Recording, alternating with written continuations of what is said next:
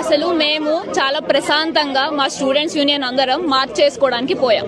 మేము students canteen దగ్గర start అయ్యి ఈస్ట్ క్యాంపస్ వరకు మార్చ్ చేసుకుంటూ పోయాం. బార్కేడ్లు వేసి మా మీద లాఠీ చార్జ్ చేశారు. అమ్మాయిలని కూడా చూడకుండా అమ్మాయిల మీద కూడా లాఠీ చార్జ్ చేశారండి. మీకు ఏ హక్కు ఉందని లాఠీ చార్జ్ చేయడానికి అడుగుతాం. మేము స్టూడెంట్స్ ఇక్కడ, మేము మా యూనివర్సిటీ స్టూడెంట్స్, మేము ఇక్కడ మా యూనివర్సిటీ వాళ్ళు చదువుకోవడానికి వచ్చాం. మాకు మా భూములు కావాలని అడుగుతున్నాం. దాని మీద కూడా మేమేదో దొంగల్లాగా ఏదో క్రైమ్స్ చేసినట్టు మా మీద లాఠీ చార్జ్ చేసేంత హక్కు మీకు ఎవరు ఇచ్చారని ఈరోజు అడుగుతున్నాం.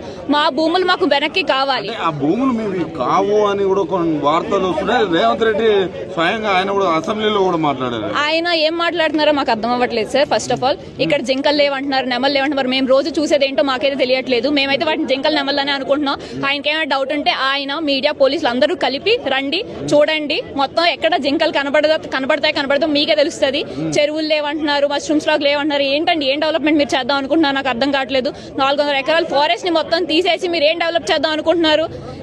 ఇంత పొల్యూషన్ ఉండగా ఈ 400 మన లంగ్స్ ఇక్కడ ఉంది మొత్తం సిటీ అంతటికి. అలాంటి 400 ఏకర్స్ మీరు డిస్ట్రాయ్ చేద్దాం అనుకుంటే మీరు ఎలా అనుకుంటున్నారు నాకు అర్థం అవ్వట్లేదు. స్టూడెంట్స్ యూనియన్ మేము ఉన్నాము, మేమైతే యుద్ధం అయితే ఆపం.